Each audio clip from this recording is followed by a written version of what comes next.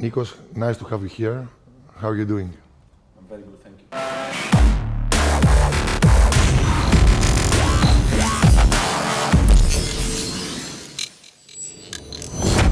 So it's gonna be a little bit strange because we are friends for a long time.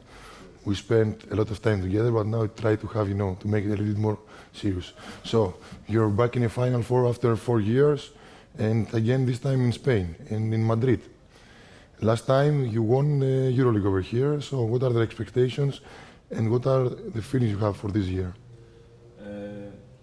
Honestly, it has been a very strange year for me because I started in a different team.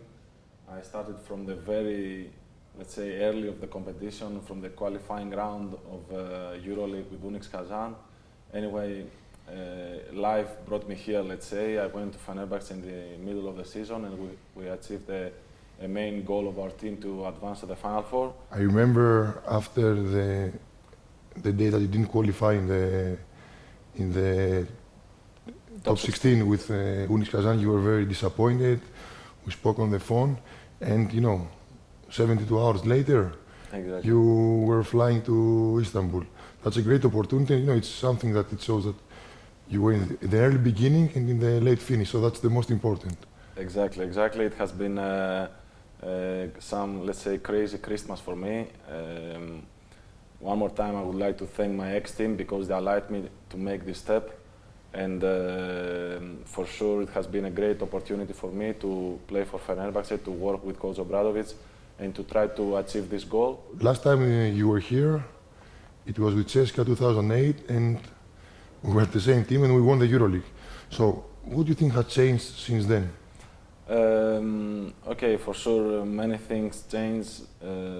First of all, somebody yesterday told me that me with Victor Kriapa, we are the only two players that have played in that Final Four. So that's, you can tell that, generation change, great players like you, like J.R. Holden, Trejan Langton, Matthias Modis, David Anderson, we had back then with CSKA, Ramounas Siskauskas, don't forget, that was, let's say, our main core of the team, that we had a great team. And also, I see also some different cases. For example, this hotel, they made a big reconstruction, so it's much better now, let's say.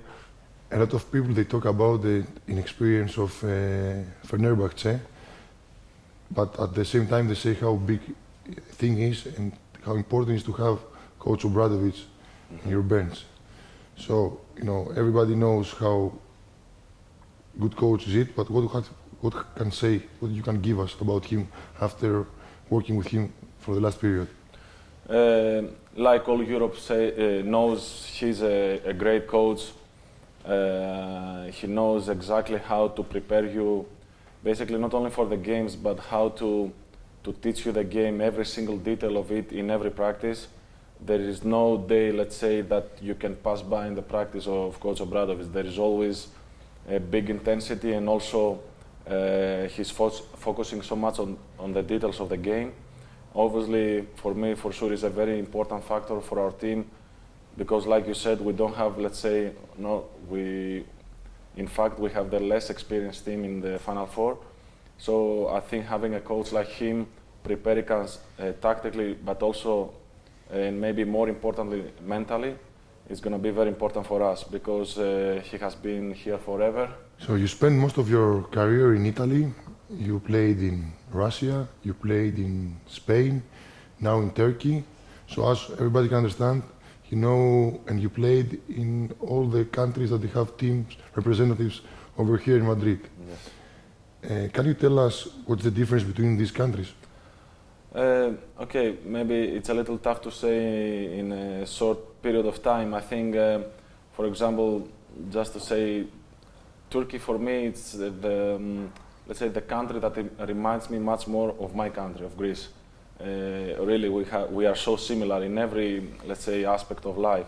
Then Russia is a little different for the people from the Aegean Sea and from the Mediterranean, but it's a country with big tradition, and obviously they have CSKA, that is a team with so many Final Four appearances, a great team.